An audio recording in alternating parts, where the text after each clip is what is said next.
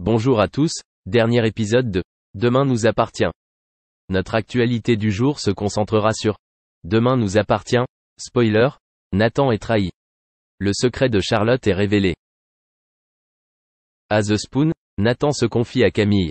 Il pensait enfin avoir rencontré sa personne idéale. Camille lui pose des questions sur Charlotte, mais Nathan ne sait presque rien d'elle. Elle a alors décidé de consulter ses réseaux sociaux mais n'a rien trouvé. Sarah s'assit au comptoir et écouta leur conversation, quelque peu intéressée. Nathan achète un vieux manteau pour emmener Charlotte dîner dans un restaurant chic.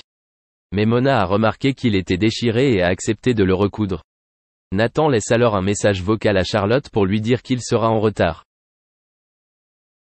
Mona a sauvé la vie de Nathan. La veste est comme neuve. La nuit tombe lorsque Nathan arrive sur place pour rencontrer Charlotte.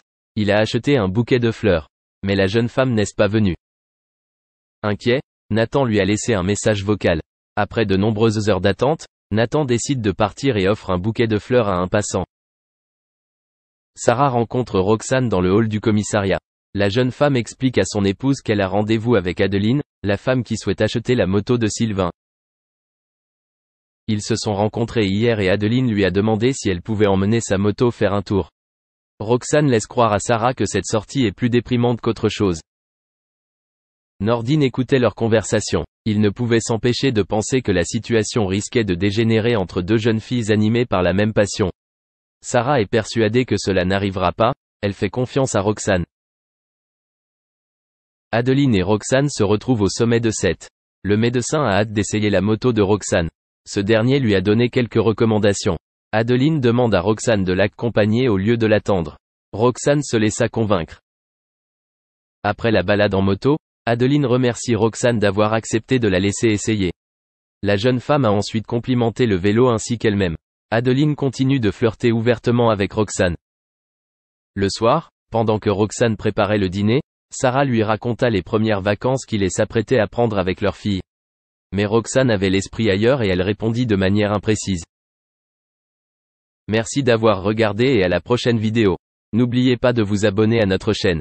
En attendant, dites-nous ce que vous en pensez dans la section commentaires ci-dessous. C'est ça.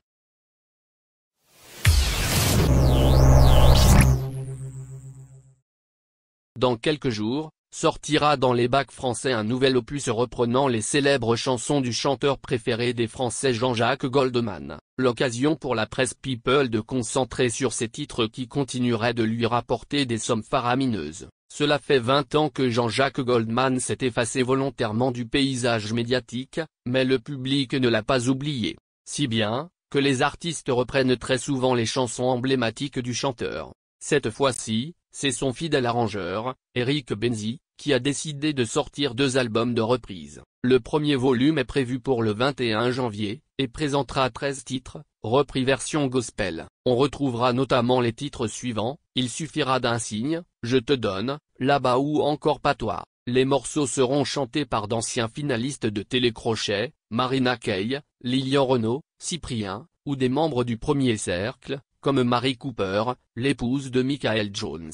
Un deuxième album est d'ores et déjà en préparation et devrait sortir dans les prochains mois. Au programme de celui-ci, les titres Envole-moi, Comme toi, Quand la musique est bonne. Par la suite, des concerts associés seront ensuite organisés en France. Interrogé par nos confrères du JDD, Jean-Jacques Goldman a assuré qu'il n'était pas impliqué dans les différents projets. En effet, il n'a que donné son accord pour qu'on puisse chanter ses chansons. Les albums de reprise sont les visions de leurs auteurs. Je n'y suis en rien impliqué.